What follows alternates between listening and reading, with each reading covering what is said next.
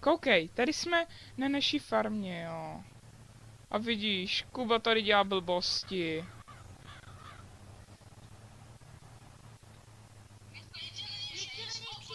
Vidíš?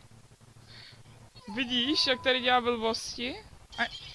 A jen tak pro info, tady jakoby jenom psal blbý. Jo, takže tady dělá totální blbosti, vidíš to?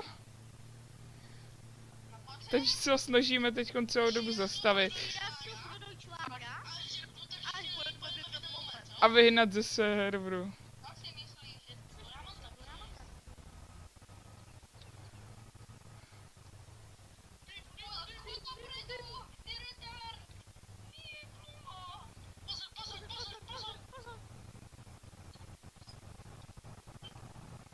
Takže jenom abys viděl.